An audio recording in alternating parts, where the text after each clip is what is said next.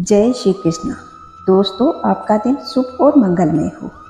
आज से हम जेठ मास महात्म्य प्रारंभ कर रहे हैं, तो जो लोग इस चैनल पे जुड़े हुए हैं और इस महात्म्य को सुन रहे हैं, वे इस महात्म्य को अंत तक जरूर सुनें।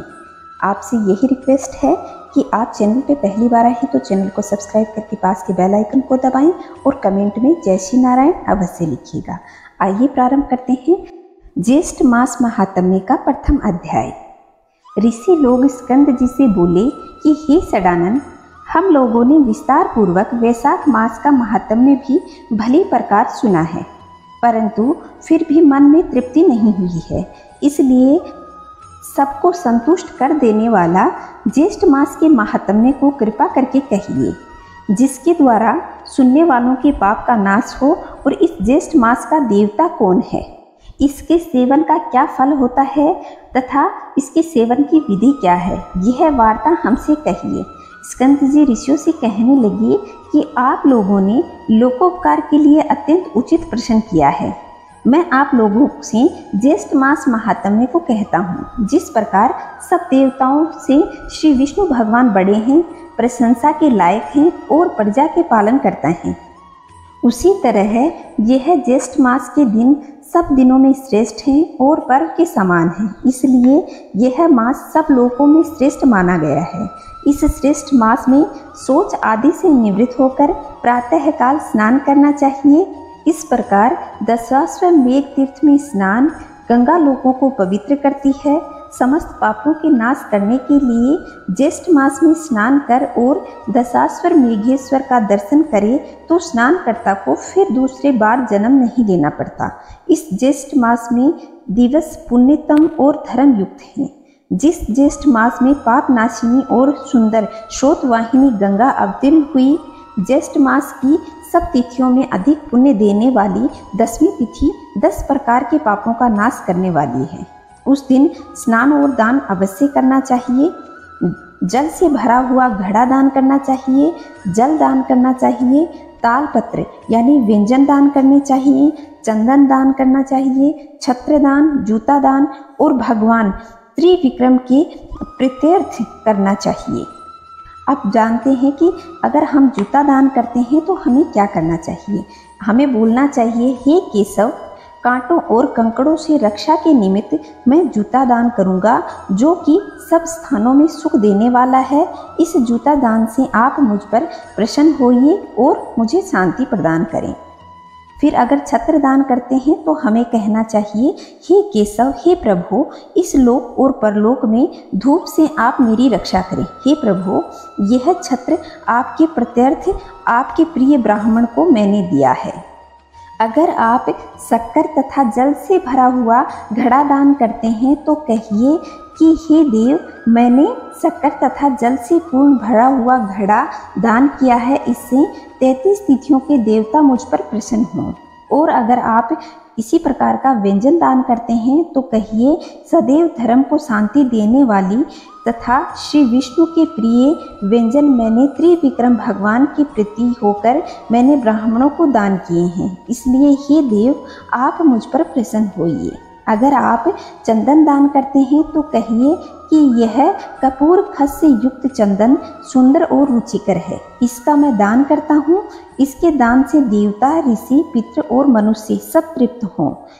इस प्रकार अपनी शक्ति के अनुसार अनेक दानों को देना चाहिए और प्राणी मात्र की रक्षा के लिए निर्जल देश में जल का दान देना चाहिए। जो प्राणी मात्र के लिए जल दान देने में असमर्थ हैं, वह ब्राह्मण के लिए प्रतिदिन जल दान करें और पीपल, वट आदि वृक्षों का अनेक विधि विधान से जल से सिंचन करें। जल दान से अधिक श्रेष्ठ दान न तो हुआ है और न होगा, इसलिए सब उपायों से जल दान का विधान विशेष कहा गया है। जो मनुष्य मोहवश ज्येष्ठ मास में जल का दान नहीं करता, वह घोर नरकों की यातना भोगकर पुनः पृथ्वी पर आकर चातक पपहिया योनि में जन्म लेता है। इस विषय में मैं तुमसे एक प्राचीन इतिहास कहता हूँ। पूर्व काल में त्रेता युग के अंत में महिष्मतीपुरी में वेद वेदांत का पारंगत धर्मात्मा सुमंतु नाम का एक श्रेष्ठ ब्राह्मण था। उस ब्राह्मण की गुणवती नाम की स्त्री और देव शर्मा नाम का एक पुत्र था। देव शर्मा ब्राह्मण पुत्र सदैव देवता पूजन में निरत और अतिथि प्रिय था। किसी समय देव योग से वह समिधा देने के लिए वन में गया। वहां वह प्रतप्त तेज की किरणों से और उष्णता से अत्यंत व्याकुल हो गया। उस वन के तालाब के समीप जाकर वह एक वृक्ष की छाया में बैठकर जल पीकर समीप ही सो गया। उस ब्राह्मण के भय से उस वन के जो मृग और पक्षीगण थे वे सब तृषा से पीड़ित होकर व्याकुल हो गए और कुछ मर भी गए। सूर्य नारायण के अस्त हो जाने पर जब उसकी निद्रा दूर हुई तब वह ब्राह्मण अपने घर चला गया।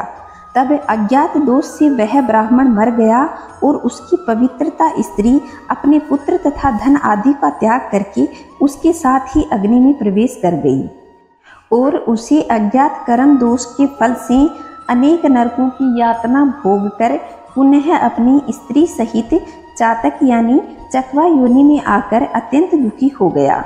पूर्व जन्म के पाप को स्मरण करता हुआ अपने घर में आकर और वृक्ष के कोटरे में बैठकर निरंतर करुणापूर्ण रुदन करने लगा। उसके रुदन को सुनकर उसके पुत्र ने अनेक बार उसे मना किया पर वह उस वृक्ष के कोटर से नहीं निकला।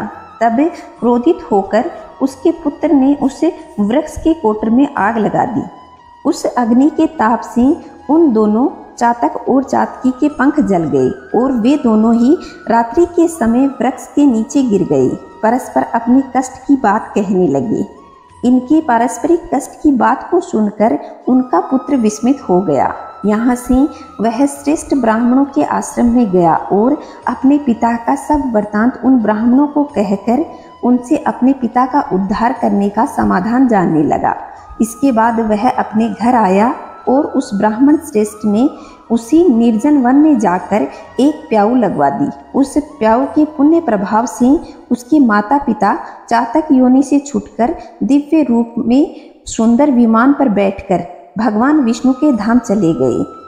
हे विप्रगण, मैंने पूर्व का वृत्तांत आप लोगों को कहा है जिसमें जल मार्ग के अवरोध से जलदान की अद्भुत महिमा का वर्णन किया गया है।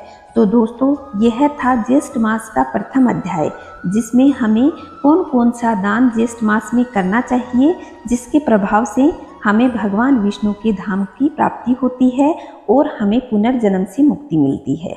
आशा करती हूँ आप लोगों को ये वीडियो पसंद आया होगा। अगर वीडियो पसंद आया हो तो वीडियो को लाइक करें, शेयर करें और कमेंट में जय श्री नारायण अवश्य लिखिएगा।